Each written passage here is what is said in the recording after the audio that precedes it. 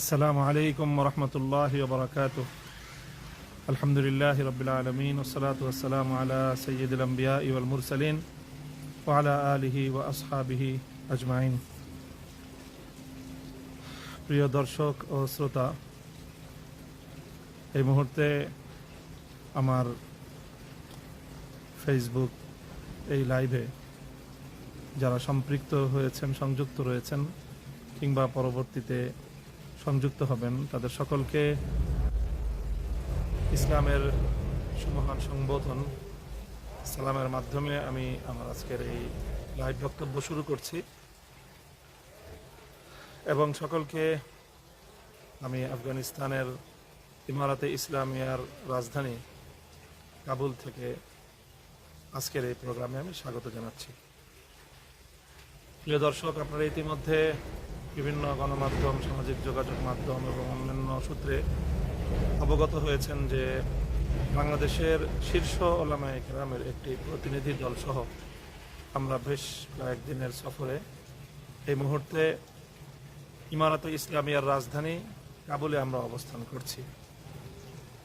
গত দুদিনে আমরা ইমারাতে ইসলামিয়ার বেশ গুরুত্বপূর্ণ কয়েকজন দায়িত্বশীলের সাথে আমরা দ্বিপাক্ষিক বৈঠকে মিলিত হয়েছি এবং আমরা যে লক্ষ্য এবং উদ্দেশ্য নিয়ে এখানে আগমন করেছি, অর্থাৎ যে ইমারাতে ইসলামিয়া গঠিত হওয়ার পর এখানকার রাষ্ট্র পরিচালনা এবং সমাজ, শিক্ষা, অর্থনীতি, অন্যান্য বিষয় নিয়ে বেশ কিছু প্রচারণা রয়েছে। যে সকল প্রচারণাগুলোর মধ্যে অনেক বিষয়ই রয়েছে যেগুলো খুবই স্পর্শকাতর। সেই বিষয়গুলো শুধুমাত্র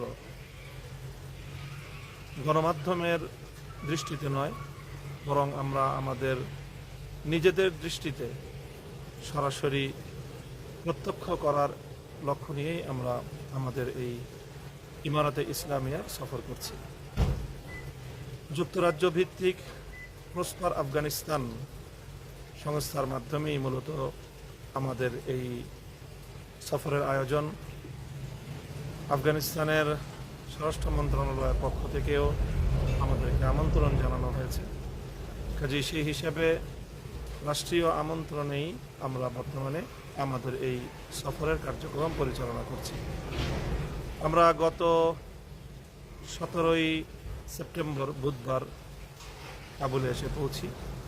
18 সেপ্টেম্বর থেকে বৃহস্পতি, শুক্র, শনি, রবি আর 4টি কর্মদিবস আমরা কাবুলে অবস্থান করছি এবং কাবুল থেকে আমরা আফগানিস্তানের আরেকটি গুরুত্বপূর্ণ প্রদেশ খুঁজতেও মধ্যখানে একদিনে আমরা ভ্রমণ করেছি, সফর করেছি এবং এই ভ্রমণ এবং সফরের মধ্য দিয়ে আমরা আমাদের অভিজ্ঞতার ঝুলি সমৃদ্ধ করছি এবং আমরা এখান থেকে বুঝবার এবং জানবার, দেখবার চেষ্টা করছি যে আসলে ইমারাতে ইসলামিয়ার ব্যাপারে গণমাধ্যম এবং আন্তর্জাতিক মাধ্যমগুলো যা প্রচার করছে বাস্তবতার সঙ্গে তার কতটুকু মিল বা অমিল রয়েছে।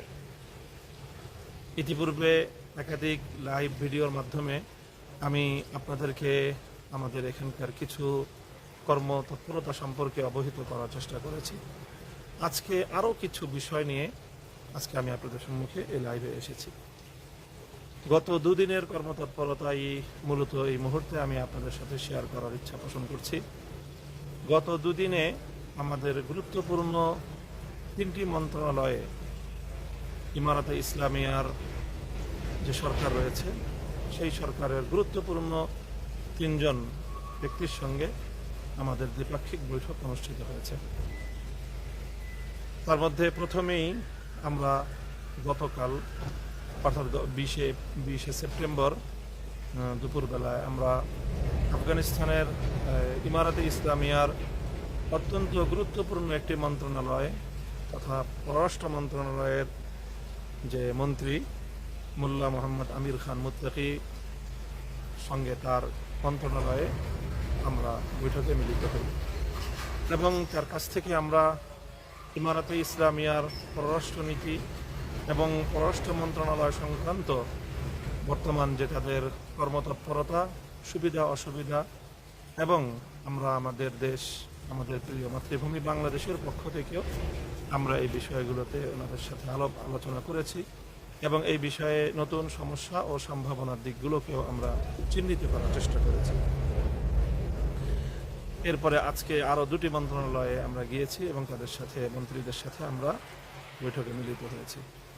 এই সবগুলো বৈঠকের মধ্য দিয়ে এবং এর আগেও আমরা সমাজ কল্যাণ মন্ত্রী মোল্লা মোহাম্মদ ওমরের আপন ভ্রাতা মোল্লা আব্দুল মান্নানের সাথেও আমরা একটি বৈঠকে মিলিত হয়েছিলাম এবং খুস্তের গভর্নর সহ সেখানকার শীর্ষ প্রশাসনিক এবং ওলামা নেতৃবৃন্দের সঙ্গে আমরা দীর্ঘ বৈঠক করেছি।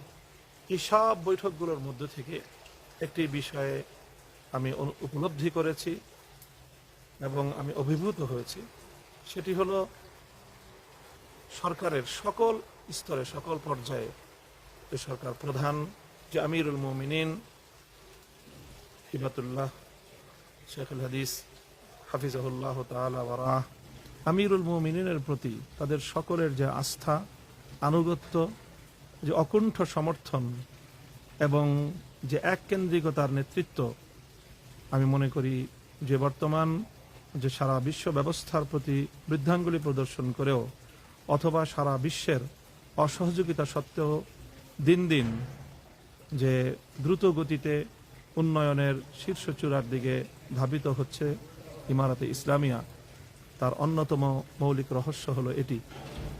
আমিরুল মুমিনিন সম্পর্কে তাদের সকলের ধারণা, ভক্তি, আস্থা, বিশ্বাস অবিশ্বাস্য পর্যায়ের।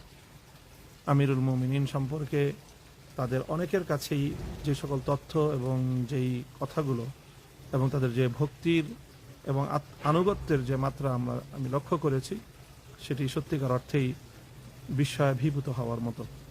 আমিরুল মুমিনিন সম্পর্কে তাদের মন্তব্য হলো যে তিনি উঁচু মাপের একজন আল্লাহর ওলি, কোনো গুনাহ তো দূরের কথা, এমনকি ছোট্ট বিতর্কিত কোনো কাজও তিনি করেন না। যেমন ইতিমধ্যে আমিরুল মুমিনিনের কোনো গণমাধ্যমকে দেওয়া বক্তব্য, কোনো কথা, কোনো সাক্ষাৎকার, এমনকি কোনো ছবি পর্যন্ত তার প্রকাশিত হয়নি। এ বিষয়ে একজন বললেন যে এক্ষেত্রে আমিরুল মুমিনিনের তার অবস্থান হলো যে বিষয়টি নিয়ে যেহেতু আলেম সমাজের মধ্যে দ্বিধা বিভক্তি রয়েছে, এই জন্য কি প্রয়োজন এই ধরনের এই মতপার্থক্যের ভিতরে প্রবেশ করার। তো এই ধরনের একজন সর্বজন শ্রদ্ধেয়, দূরদৃষ্টি সম্পন্ন, আস্থাবান নেতৃত্ব মূলত বর্তমানে ইমারাতে ইসলামিয়ার উন্নতির অন্যতম রহস্য বলে আমি উদ্ঘাটন করেছি। গতকাল যখন আমরা গত পরশুদিন জুমার নামাজের সময় খুস্তের গভর্নর হাউসের পাশেই যে জামে মসজিদ, সেখানে যখন জুমার খুতবার মধ্যে আমিরুল মুমিনিনের নাম নিয়ে তার জন্য খতিব খুতবার মধ্যে দোয়া করলেন, আমাদের হৃদয় আন্দোলিত হয়েছে এবং হৃদয়ের গভীর থেকে আমিরুল মুমিনিনের দীর্ঘ সুস্থতার সাথে নেক হায়াত এবং তার সকল সহযোগীদের আল্লাহর পক্ষ থেকে বিশেষ সাহায্য প্রাপ্তির যে দোয়ায় আমরা সমস্বরে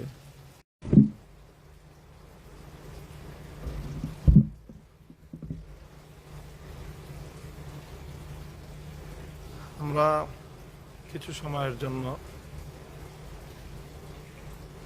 বিদ্যুৎ সংকটে আমরা পড়ে গিয়েছিলাম।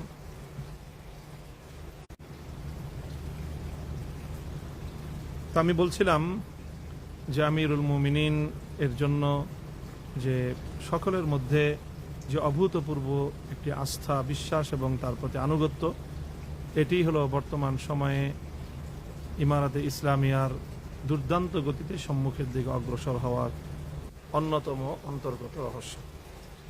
যাই হোক,